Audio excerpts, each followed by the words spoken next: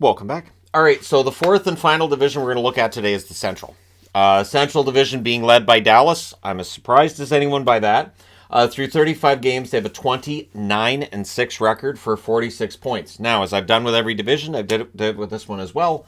If you remove overtime results, they're 18-9-8, so still pretty good. Their Money Puck gives their odds of making the playoffs at 92.5%. The Athletic says 97%. Hockey Reference says, oh yeah, and they go to 97.5%. So I guess there's a really good chance that both Boston and Dallas will be in the playoffs yet again. Team in the West, a team in the East, because they do get asked about why I cheer for multiple teams. That's definitely part of it. It definitely helps to have a team in the East, a team in the West, although technically I have two in the West, but one of them that seems to be doing well. And against the East, Dallas is pretty good, 11-5-3. Against the West, they're 9-4-3. The month of October, they were 5-3-1. November, 8-3-3. In December, 7-3-2. At home, they're 10-4-3. Away from home, they're 10-5-3. So very consistent with Dallas at home or on the road. And so, yeah, Dallas has played quite well. They sit 3 points ahead of Winnipeg, who played one less game. Winnipeg, 34 games, 21-12-1, 43 points. If you remove overtime records with Winnipeg, the record changes dramatically. They're 14-12-8. So I understand, like, overtime's still part of the game and all that, but 14-12-8 is quite different from 21-12-1. Chances of making the playoffs, according to Money Puck, 90.5%. 89% according to The Athletic, and Hockey Reference says 93.5%. So the Jets, a team that's going through its own injury issues, and the team beneath them is as well, they're doing quite well. Against the East, they're 5-6, so that's a bit of a surprise. But given this week's results, 5-6 against the East looks about right. Against the West, they're fantastic, 16-6-1 overall. October, they were 5-3-1, so same record as Dallas. 9-3 in November and 7-6 in the month of December. They've been staying right there with Dallas the whole way through. At home, they're 12-5, and on the road, they're 9-7-1. So overall, for Winnipeg, the picture's pretty darn good. Then you get to Colorado. 32 games, 19-11-2 record, 40 points. If you take out the overtime results, they're 12-11-9. So one game above 500 that way. And again, takes me back looking at records like that, because there was a time the records, that's how it was, before the age of all the overtimes and everything. 91.6% chance to make the playoffs according to Money Puck, 93% chance according to The Athletic. Hockey Reference, 92.4%. Hockey Reference is the only one that has a bit of a lesser chance that Colorado makes the playoffs than Winnipeg. Both Money Puck and The Athletics models have Colorado with a better chance of making it than Winnipeg, which tells you their schedule should be a bit easier than Winnipeg's. Of course, for Colorado, they're going to get healthier. They're going to get McKinnon back. They're going to get Landeskog back. They're going to be so dangerous when that happens. And they're only 6 points out of first with 3 games in hand. So, yeah, the picture for Colorado could end up being pretty darn good. Minnesota, 33 games, 19-12-2 record, 40 points for them as well. So one more game played, one more regulation loss. Outside of that, everything's the same as Colorado. If you take out the overtime results, they're 14-12-7, so that's still a pretty good record. Money Puck, 86.5% chance of them making the playoffs according to Money Puck. The Athletic has them at an 83% chance. Hockey Reference, not as bullish on them, 75% chance. But still, 75% is pretty darn good.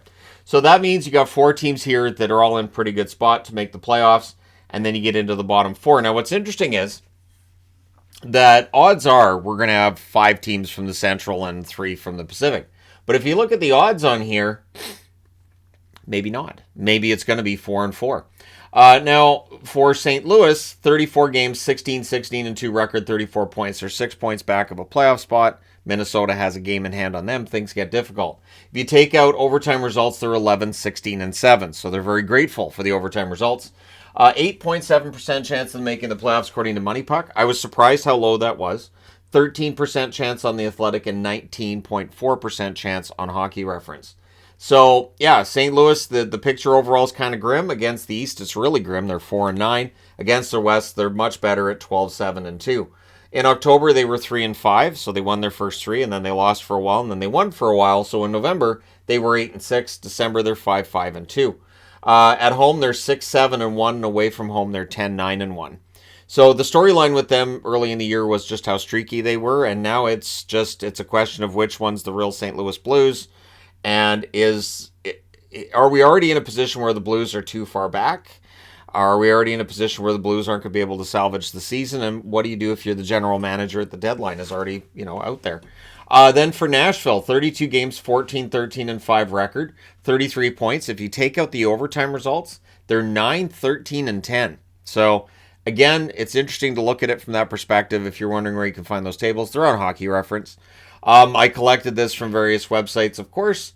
I always laugh when people say, oh, this is just stats. You can find them anywhere. Well, yeah, it's hard to find things you can't find elsewhere unless I make up my own planet and my own sport, and then you'd be like, I've never seen this before. Right, because it didn't exist.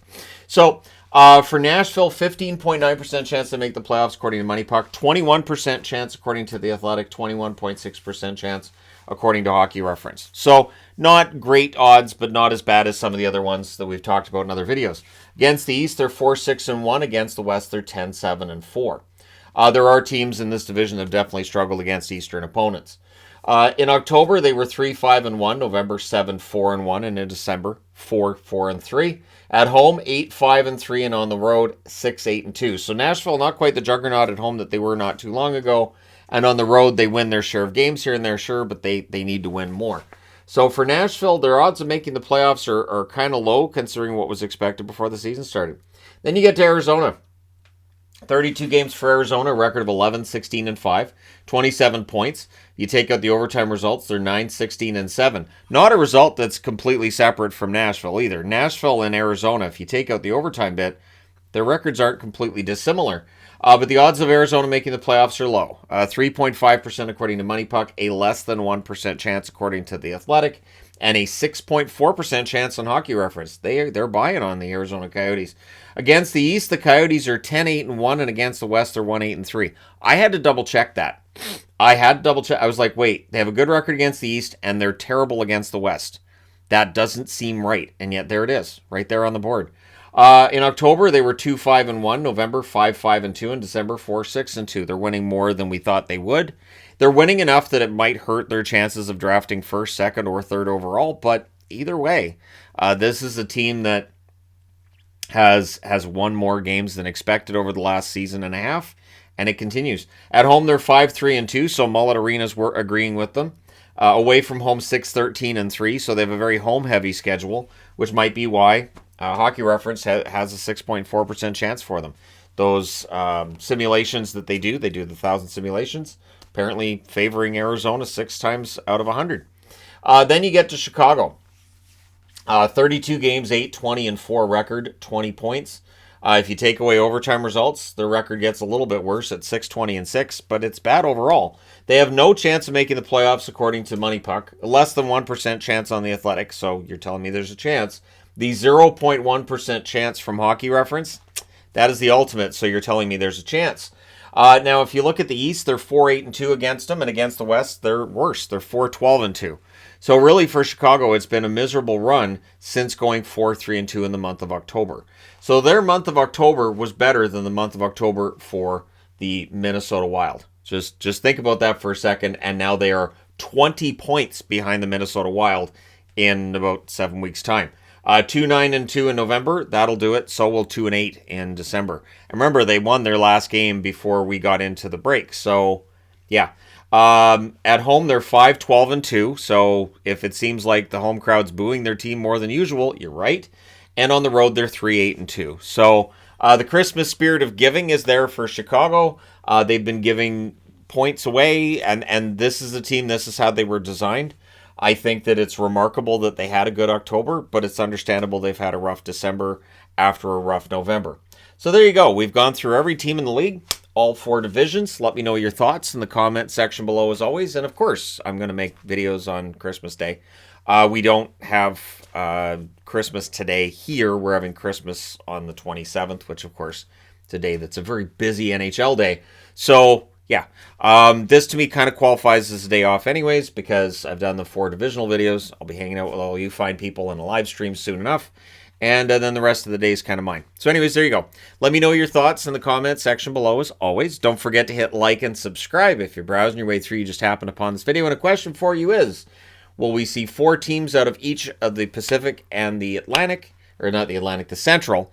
Or are we going to see 5 out of the Central and 3 out of the Pacific? Let me know your prediction on that in the comment section below. Thank you guys so much for watching, for all your support. As always, I will talk to you again soon.